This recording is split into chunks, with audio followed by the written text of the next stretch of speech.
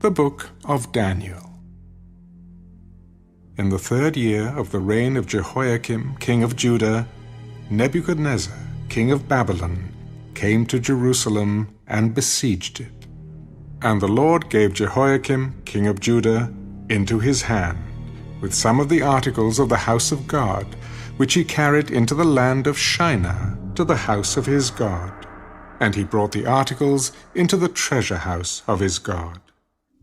Then the king instructed Ashpenaz, the master of his eunuchs, to bring some of the children of Israel, and some of the king's descendants, and some of the nobles, young men in whom there was no blemish, but good-looking, gifted in all wisdom, possessing knowledge and quick to understand, who had ability to serve in the king's palace, and whom they might teach the language and literature of the Chaldeans.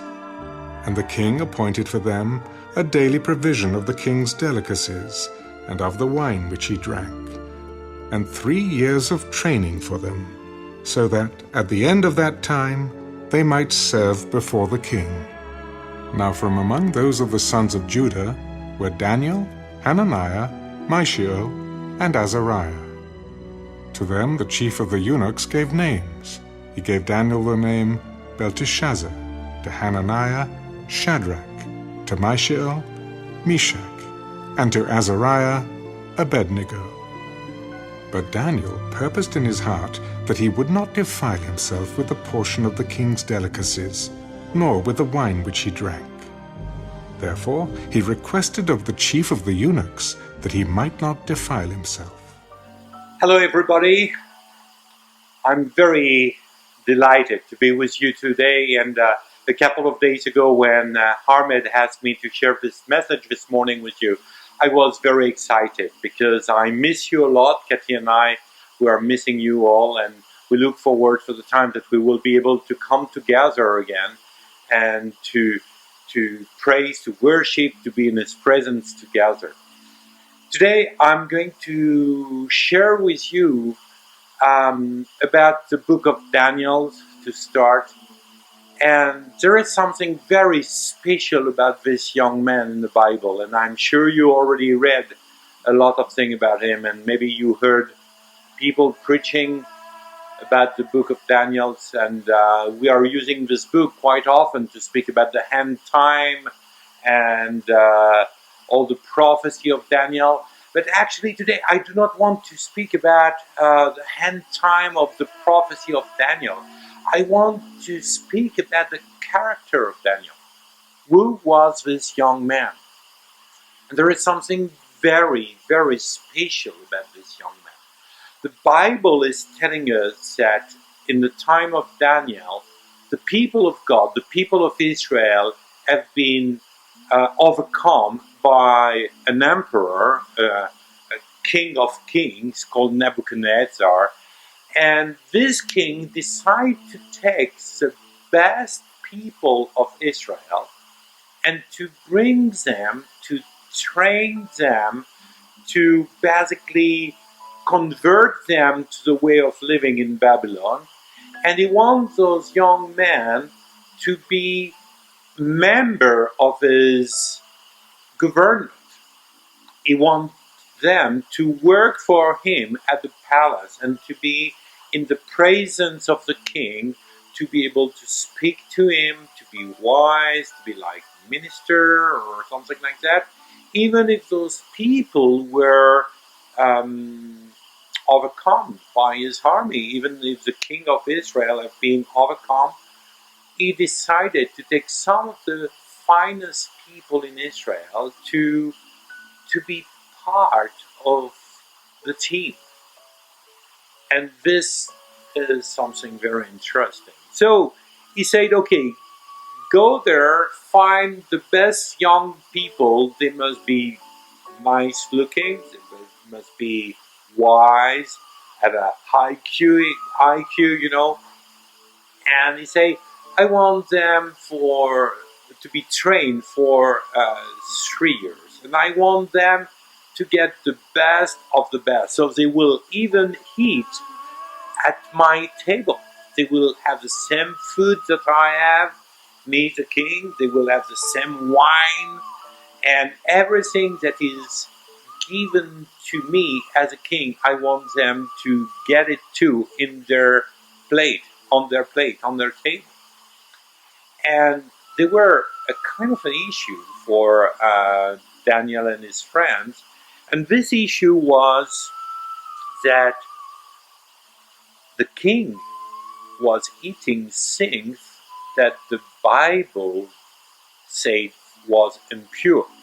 You know, the Jewish people, they were not eating pork, they were not eating shrimp, for example. There were a lot of things that they cannot do when it comes to food. And Daniel, even if he was a young man and defeated by the king and his situation were very bad, decided that whatever the circumstance, he will not make himself unclean.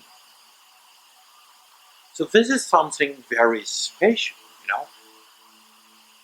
We can think that maybe Daniel's seeing the situation and the circumstance where he was may just decide, oh, whatever about God. God didn't protect us. God didn't protect Israel. God didn't do anything for us. We have been overcome by this king, so maybe his God are better than our God, and maybe I just need to go with the flow, you know, like all the other were certainly doing. And the Bible says that he made a decision. He said, whatever, I will not make myself unclean. I will not come against the law of my God Adonai, the God of Israel, and I will keep myself pure even if this means that I'm going to be killed. But because of this decision, God gave favor to Daniel and his friends. And the guy was in charge for feeding Daniel, talk with Daniel, and Daniel said, listen, give me 10 days. For 10 days, please, just feed me with veggies. I don't want to be unclean because of the food of the king. So just give me veggies. And if at the end of the 10 days you look to me and I do not look as healthy or good that the other people, so you will do whatever you want. But until then, please, give me a chance. I don't want to make myself impure. And the man of the king agreed with that, the eunuch agreed with that, and after 10 days, he looked to Daniel, and Daniel was looking in a better shape, get more weight than the other, and just eating veggie was doing good. So, understand me, I'm not going to say you must go on a diet with veggie only. This is not the point today, you know. I'm sure you understand that. But I want to tell you that when you make a decision to don't make yourself impure, to don't make yourself unclean, when you make the decision to obey God more than man, even if they are kings, if you make the decision to submit to God before you submit to any man, God is going to give you his favor. So you can read the story in Daniel chapter 1. It's in the Old Testament or the First Testament. And I'm very thrilled about that because especially today, but this have been like that during all generations, you know, but especially today, I can see quite often in the church people who want to just flow with the river. They just want to be like everybody else. They don't want to be weird to their friends or to their boss or to the world around them. They just want to be normal people. They want to be like everybody else. And sometimes, because of that, they make bad choices. I remember a young couple came to me. They were just married and they went to Paris on honeymoon. And as they were in Paris on honeymoon, they just told me they were very proud of it. They say, "Oh, this is fun." They went to this bridge, where all the lovers they go with a lock and they lock the uh, they put the lock on the bridge, and then after they throw the key in the river. And the whole idea about this is that this lock will stay here forever, and it will be the sign for the love, and it will be a chance for the love to go forever. It's a kind of superstition, you know. Actually, it's kind of dangerous because now the city of Paris decide to go and cut those logs and to take those logs away because they find out that there is so many logs after years that the weight is like tons, and they are scared that the bridge may break to a certain point. So, and I just have those people. Oh, why did you do that? And they say, "Oh, it was because everybody do it, and it's fun. It's a kind of a tradition." And I told them it's not a tradition because basically what the tradition says is if you put the lock and if you throw the key in the sand, so your marriage or your couple will be blessed and your love will go forever. This is superstition. And my friend, let me tell you, superstition is evil. I'm sorry, I don't want to shock you, but superstition is just evil. This is like the people who every morning, they open a magazine and they go to see their horoscope. Oh, I don't believe in it, but I read it just like that. If you don't believe in this, why do you read it? Somehow you open a door in your heart with superstition, and this door will be like a free access for demons to come and to disturb the purity that God installed in your heart. I really believe that when you're a Christian, you should not do this kind of things. I believe that you are called to be different than the world. And sometimes, when people just want to be like the world is, they are going away from God. There is a lot of things that we are doing and we don't even realize that those things are evil. And most of the time our excuse is, "Oh, but everybody do it. Why should I not do it? It's fun to go in Paris and to be in a honeymoon and to put the lock on the bridge and to throw the key and to take a nice picture, in love, from Paris and to believe that, oh, this is going to be a good picture on Facebook. Yes, it may be a good picture on Facebook, but I'm not sure that God really appreciates it. I'm going to tell you a story.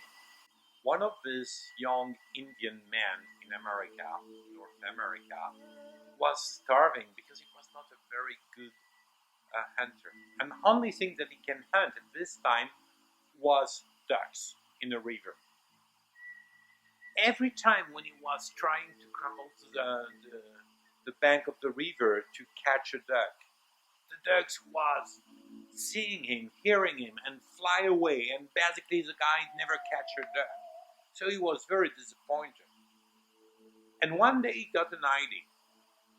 He took a pumpkin and he went up the river and leave and throw the pumpkin in the river. So the pumpkin start to calm, and when the pumpkin get to the ducks get scared and fly away, and the pumpkin passes. And every day the young hunter was throwing a pumpkin, and after 4, 5, 6 days, suddenly the ducks just stopped to fly when the pumpkin arrived, because they realized that the pumpkin was just passing. So after a week, the guy emptied the inside of the pumpkin, he put it on his head, and he swam down the river. And when he arrived where the ducks were, from underwater, he grabbed the legs of the two ducks, and yes, he was a great hunter. This is a strategy that the guy built to be able to catch ducks. Let me tell you something. Satan is using exactly the same strategy. He throws pumpkin in the river, and sometimes at the beginning we get scared of it. But suddenly we get used to see those pumpkins passing, and they become like acceptable. And one day we are caught by Satan. We do not realize how he got it, but suddenly we find out that we've been trapped.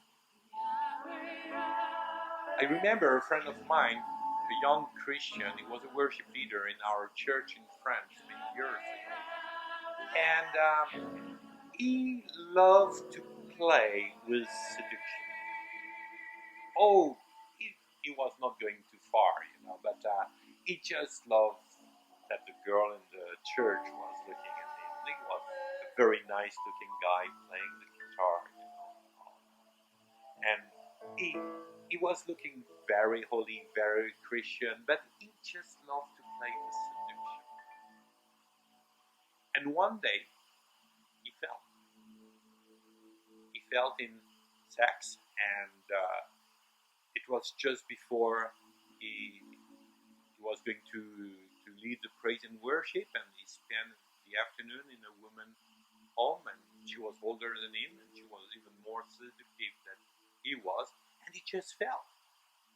And a few days after, he was so desperate, and he wanted to stop ministering. He wanted to stop to do praise and worship. He was so sad, and I remember I talked with him in my office, and he was so desperate because he get caught by the sin. And I told him, I say, my friend, if you do not want to fall, don't walk on the edge of a cliff. Stay away from the cliff.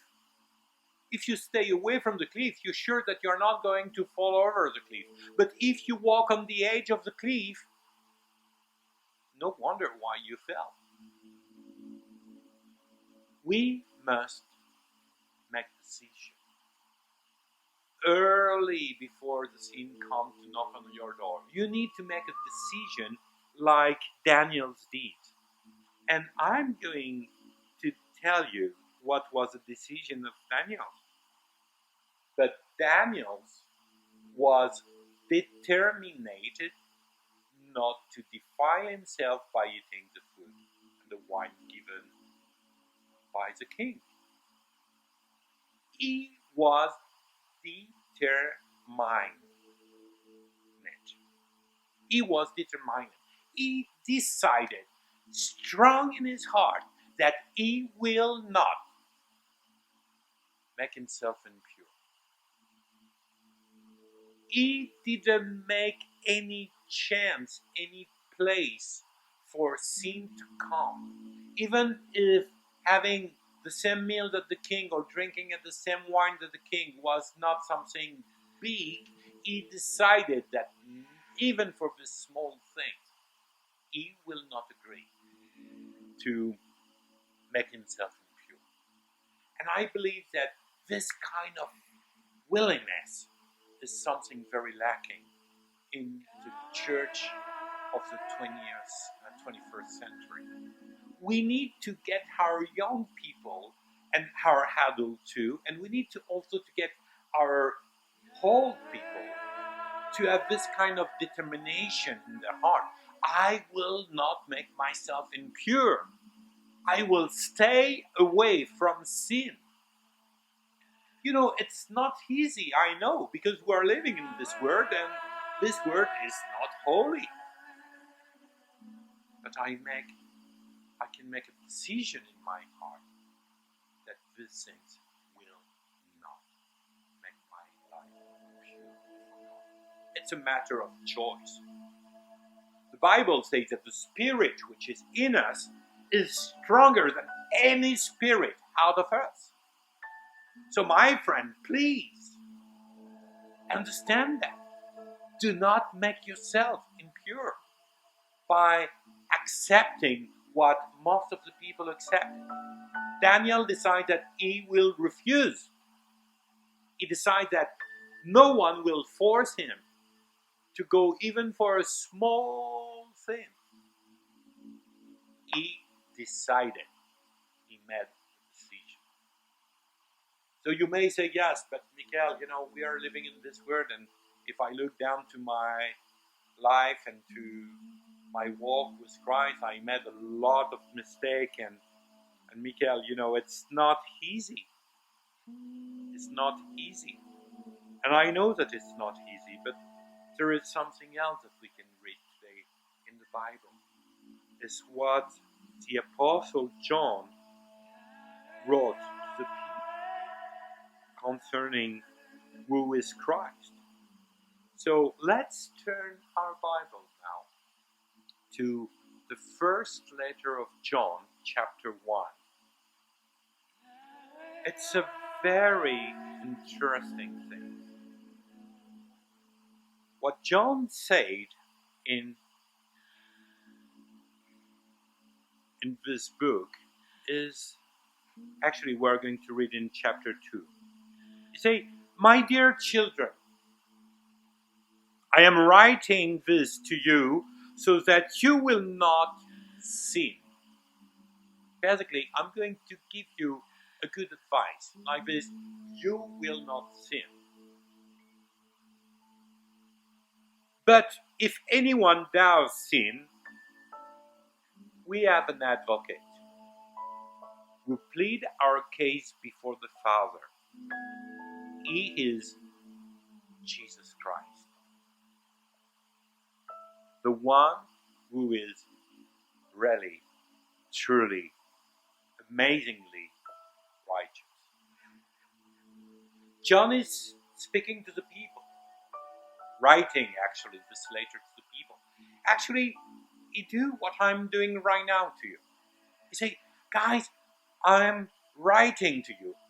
And I will say, guys, today I'm speaking to you through internet and through this video. I'm speaking to you to tell you something crucial. Like this, you will not sin. But if you did, if you do it, if you sin, you must know that you have an advocate in this room. His name is Jesus. His name is Jesus Christ. He is the most righteous advocate that you can have. He is the most amazing, clean, righteous, holy person on earth walking beside you and say, I will be your advocate. Don't get Satan to accuse you. Don't allow Satan to come to you and say, it's just too late for you because you have been sinning so badly. How do you want God to forgive you? Don't accept that Satan says this kind of things to you, because you do have an advocate in heaven. His name is Jesus Christ, and Jesus Christ overcomes Satan. And Satan is just here to lie, to steal, to destroy, to kill. There is no good in him. So do not accept his accusation. Do not accept any accusation. But trust Jesus to speak on your behalf, the Father, and to bring salvation in your life. Knowing that Jesus is your advocate should not release you to do whatever you want. In fact, more I realize the grace and the goodness of God toward me, toward my family, toward humanity, more I want to become holy. Do I am holy by myself? No, I'm not. I am definitely not holy by myself, but I am holy because of the precious blood of the Lamb. When Jesus died on the cross, what's happened is that the veil who was separating the Holy of Holies to the rest of the temple have been tear down by the Father himself. The Father rip this veil and say, "You are welcome. Will you believe in my Son Jesus and his sacrifice? You are welcome now in the Holy of Holies. You are welcome. I want you to come in the Holy of Holies. And you are welcome in the Holy of Holies because I gave my Son Jesus. But I will give you also the Holy Spirit. And my friend, the Holy Spirit is here day after day, living inside of us to help us to make the right decision and to decide it that we will not make ourselves sure.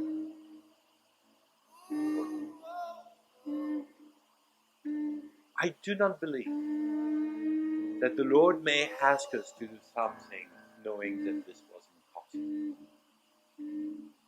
I do believe that this is impossible without Him. But I believe that if we want to keep ourselves clean, after the cleanse that the Lord Jesus gave us through His Son, it's possible with the help of the Holy Spirit.